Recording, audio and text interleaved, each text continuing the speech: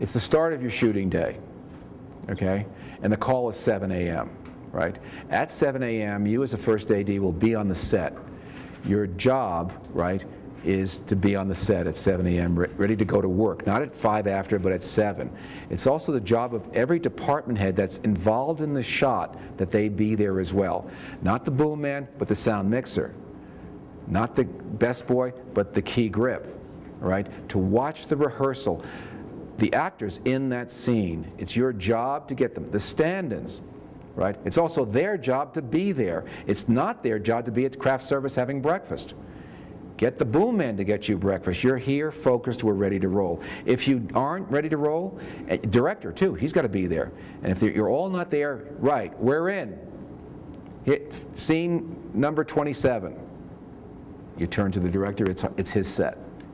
Okay, and he talks to the actors and whatever, and you begin work, right?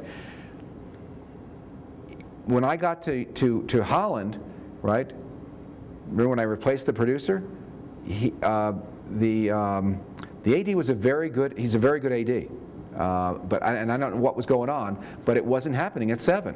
In fact, I saw some trucks being parallel parked into their spaces at 5 after 7. They should have been parked at 5:30, right? At 7, the lift gate goes down.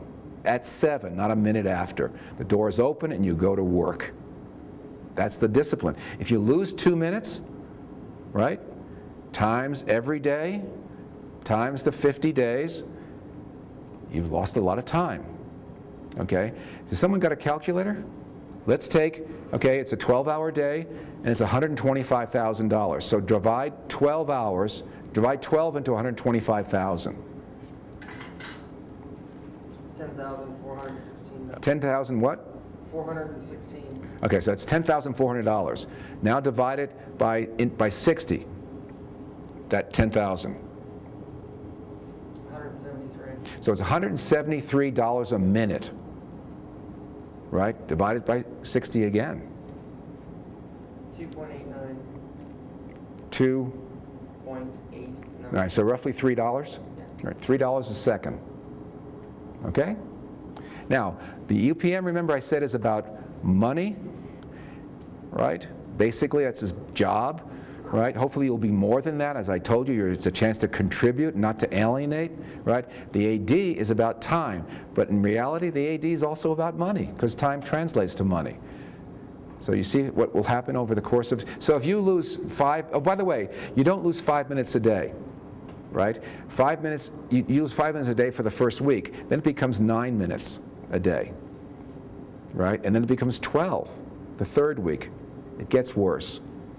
You could lose a whole shooting day in dollars. So your job is to start, and you discipline the crew to do that. And when I got to the set, that wasn't happening. And there was a production meeting because when I arrived there, they shot 2 more days, and then they shut down, okay, because they were behind, okay, and because they were replacing the producer, and they were just behind. They needed to catch up. They were missing 20 locations. They already started shooting out of maybe 80 locations. They were missing 20%. So they had to shut down for a week, right, to catch up. And they did. So I got to watch the crew for those 2 days. And then in a production meeting, the director, he said, "What's wrong? What are we doing wrong?" And I said, in deference to Don, who was the first AD, that's what you're doing wrong. It's gotten sloppy. Tighten it up. At 7, I want to see every ass by the camera that's warm, right? Every warm body that's needed, including in front of the camera. You start at 7, that's the call, that's when we start. We start the rehearsal. Now, here's another thing, right? You always start the day with a rehearsal. You don't start lighting and stuff like that, unless you've got someone like John Huston, right, who purposely set his own call. You'll see in the call sheet it says O/C. That means that his time was his own call. What he would do is give us the setup the night before so he could sleep a little bit longer, right? But other than that unusual thing, the director's there, everybody's there, and the first thing you do is you rehearse so that everybody knows what we're doing. You don't guess that, oh, we're in the room, we're going to generally light it. No, you're going to see exactly where the actors move. All right? And so you're doing that, right? Then the AD says, great, the director is set, the DP is set to go to work. The director's done his work, he's done the rehearsal, right? So the crew takes over. So you take the actors, and you get them in makeup and hair, right, and whatever, and you get the stand-ins, they're right next to you. Helen, George, right here, boss, what do you need? By the way, what's the expression you use when your name is called? How do you answer when someone says, hey, Seuss? What do you say? Obviously, they want something, right? Yes, sir. No. No, that's something you do in the military.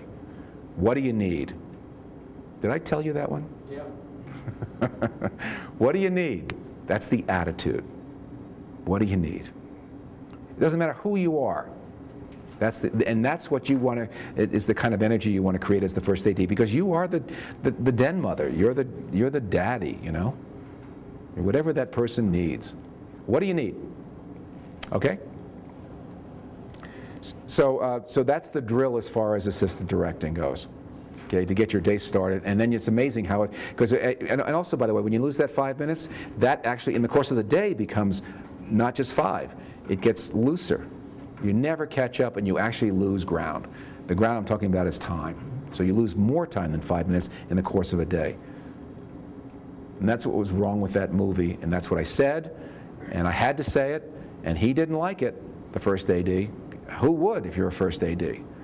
But it needed to be said, and that's what they brought me all the way to Holland for, to say what should be done and what should be said.